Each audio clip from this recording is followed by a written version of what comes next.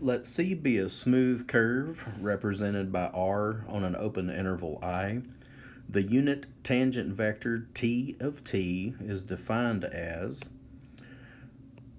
R prime over the magnitude of R prime so long as, and remember, R prime is the vector velocity vector. I said it backwards again. As long as that's not equal to 0, because then it's undefined. Find the unit tangent vector to the curve given by R of t equals ti plus t squared j when t equals 1.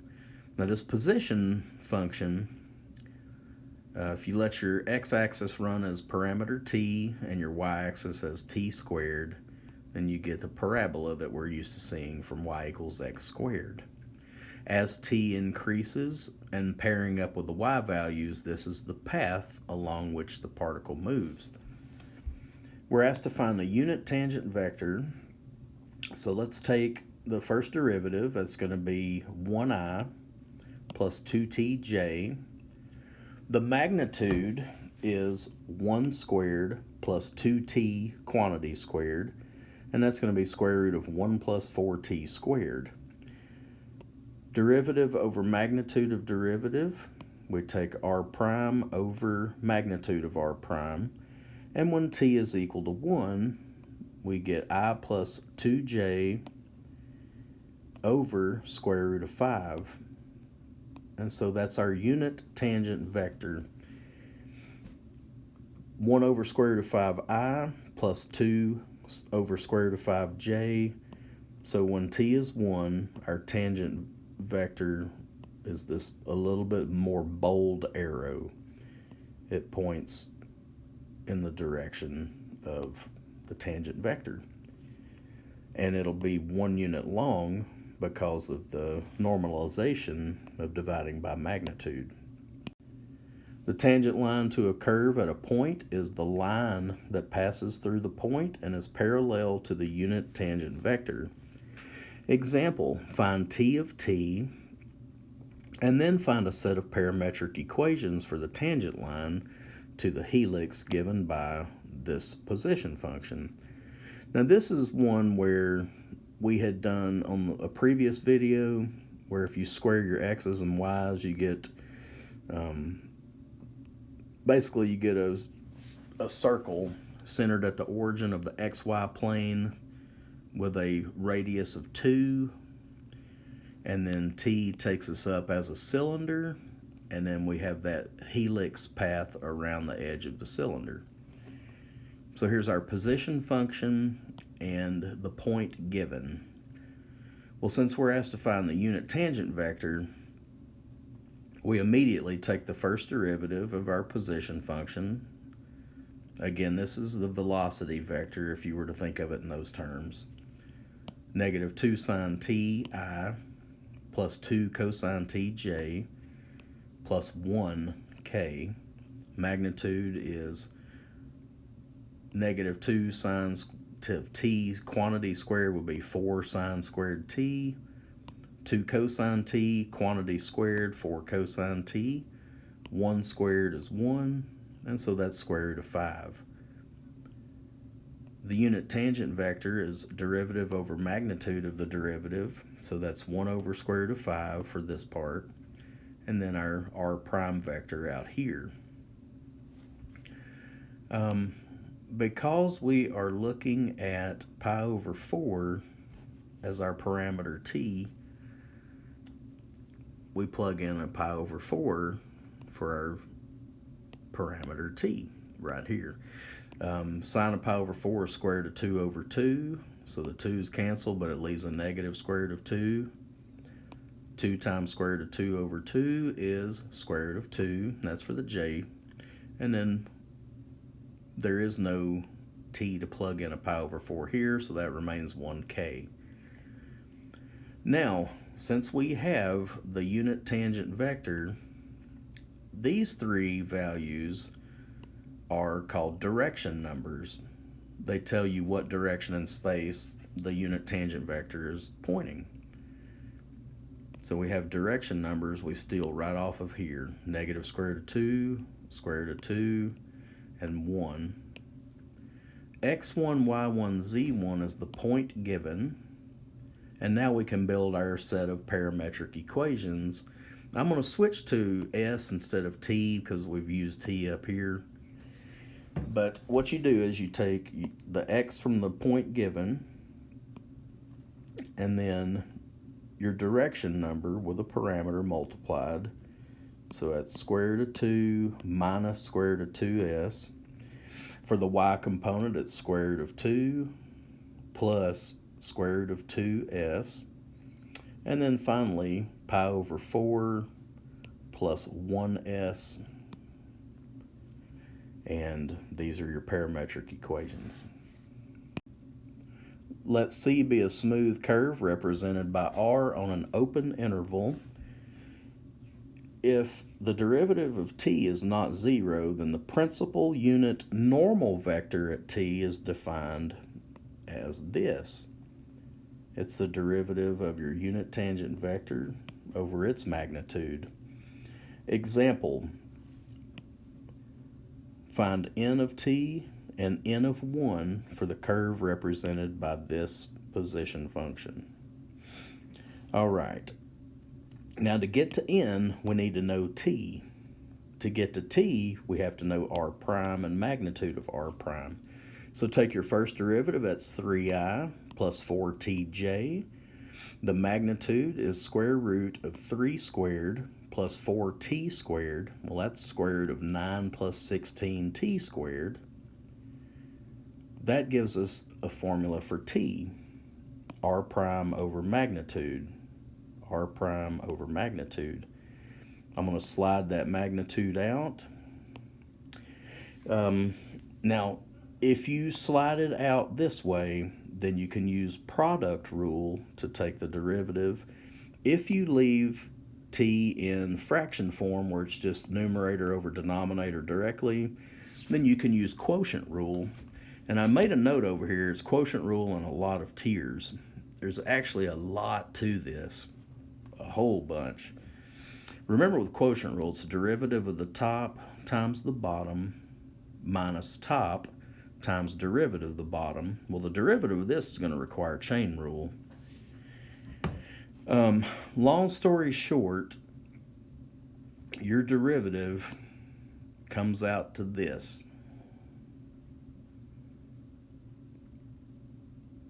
The magnitude, since 12 is a scalar, you can pull the 12 off, but your magnitude in the numerator, you're going to have negative 4t squared plus 3t squared over 9 plus 16t squared to the 3 halves squared. So this is all under the radical with each part squared from the derivative of t. 16t squared plus 9 is your numerator. This 2 and that 2 cancel, so it leaves 9 plus 16t squared cubed on the bottom. These are identical, so you can cancel one from top and bottom, and that leaves 12 square root, 1 on top, now only 2 of these on the bottom, because there were 3, but we canceled one of them out. Square root of 1 is 1. Square root of this squared is this, and then we have our scalar 12 on it, and so that's the magnitude. Finally, we can calculate n of t. We take our derivative. I recopied it here. This fraction and those terms in the parentheses, these are all identical. Now, instead of dividing by magnitude, what I'm going to do is multiply by magnitude flipped. That's why this is upside down. I could do another fraction bar and stack that, but it'd be a complex fraction. It'd be a fraction in the top, a long divide bar, and then this fraction would be in the bottom. So just to save a little space, I'm multiplying by the reciprocal. The 12s cancel. One of these 9 plus 16t squareds. Now remember, 3 halves is 1 1/2. So if I cancel 1 here and 1 down here, I've still got a half of 1 left over. Well, pi or half is a radical times our I and j components, and then substitute a 1 in. We put a 1 in here, we get square root of 25 is 5, so 1/5 times negative 4i, remember we're substituting with a 1, plus 3j. If I have time in class, I will show you this derivative. What I may do is just write it up nicely and email it to you. That way you'll have a copy of it. But to get from here to here is a nightmare. In the last example, r of t was 3ti plus 2t squared j. So r of 1 was 3i plus 2j. And t of 1 we found to be 1/5 3i plus 4j. In 2 examples ago, we looked at the unit tangent vector, where the tangent is the one that skims your graph and strikes it at one point. What this normal value is at 1, that's a vector that is perpendicular, points into the concavity.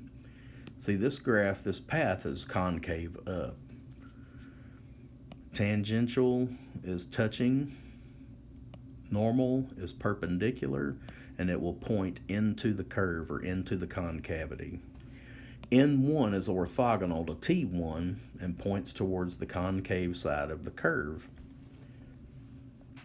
The principal unit normal vector can be difficult to evaluate for t of t equal to an x and a y parameter on these two vectors, I and j. N of t, the normal one, will be switching places and negating. And just have to be clever with which one you negate, knowing that n points inside the curve. So if you know t, you can figure out what direction it's pointing, and you want to be orthogonal, so you'll swap up your signs and order in order to achieve an inward pointing normal vector.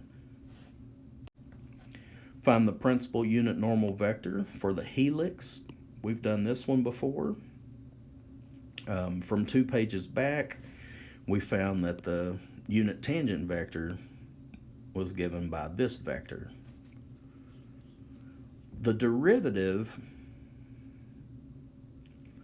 would be through product rule, derivative of the first times the second, which is 0, because the derivative of a constant is 0, plus first times the derivative of the second, which would be negative 2 cosine ti minus 2 sine tj.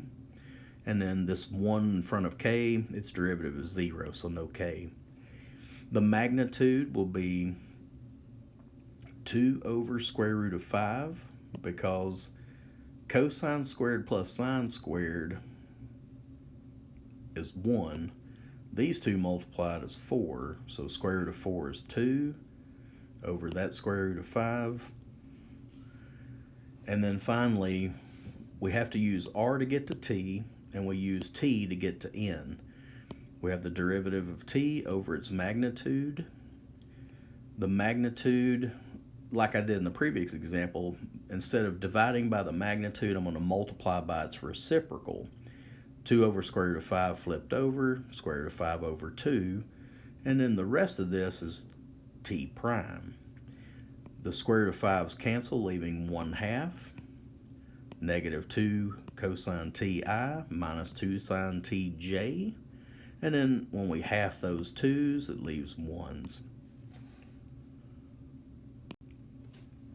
The acceleration vector, a of t, we have an acceleration in a tangent path and acceleration in the normal path. A sub t is the tangential component of acceleration, and an is the normal component of acceleration. Let me draw a fairly basic graph down here at the bottom. So we have something making a winding path. The tangential component of acceleration is when you're coming out of the curve like this.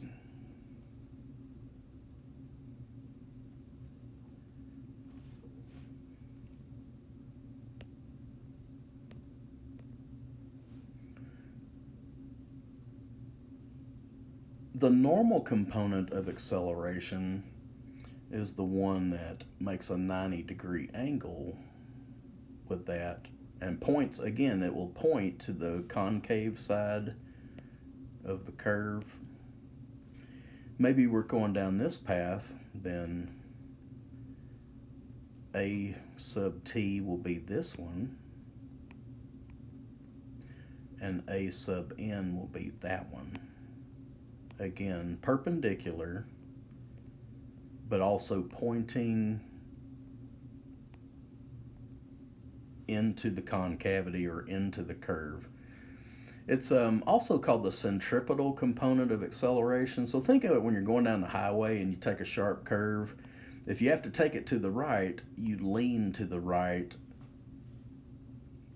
If you take a sharp curve and that curve goes left, then you lean to the left. That A sub n is where you would lean.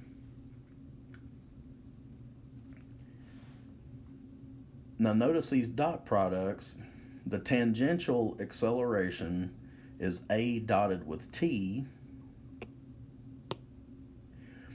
The normal component of acceleration, or the centripetal component of acceleration, is A dotted with n.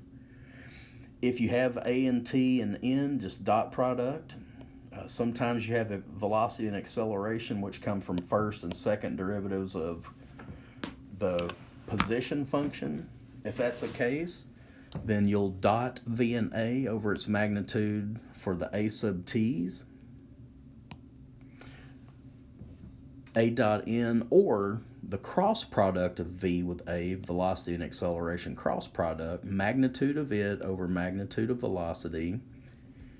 That's how you would get the vector representing A sub n. And there's also a follow-up equation. Any of these three are good. Any of these t are equally as good. It just depends on what you have. Example, let's find A sub t and A sub n when this is our position function. R of t is position. So let's get velocity. Take the derivative of each part, 3I minus j plus 2tk. Acceleration is the second derivative, so 0, 0, 2k. The magnitude of the velocity is 3 squared plus negative 1 squared plus 2t squared. That's 9 and 10, and then 4t squared. Okay, go back up here to our formula. A sub t is the dot product of v and a, which is 3 times 0 minus 1 times 0 plus 2t times t. That's 4t. The magnitude of velocity is square root of 10 plus 4t squared under the square root. All right, so that's A sub t. Now, to do the next one, we're going to need the cross product of v and a. So we start a matrix. We're going to do a determinant of ijk in the first row, 3, negative 1, 2. These are the velocity coefficients, 3, negative 1, and 2t. That's for ij and k from velocity. From acceleration, we have no I or j. We only have a 2k. So 0, 0, 2. Carry out your cross product, and what you'll find is negative 2i minus 6j is your orthogonal vector to v and a. The magnitude is going to be the square root of 4 plus 36, which is 40. 40 you can write as 4 times 10, so that'll reduce to 2 square root of 10. All right, so for our normal component of acceleration, the one where you lean into the curve, it's the cross product magnitude over the velocity magnitude. I'm going to steal the magnitude of v from when we did A sub t. That's going to stay the same. Our magnitude of the cross product, 2 square root of 10, is your numerator. Like I said, that derivative on the other where we had to use quotient rule, I'm going to try to do a pretty nice write-up If I forget to distribute that in class, let me know, or by email, and I'll make a point to write that up. It's very tedious. And in your homework, I've tried to pick problems that aren't so derivative intensive. I mean, I know we're in calculus, but you can also cover a concept without killing yourself mathematically. So anyway, let me know if you have any questions that come up, and I'll do my best to help out.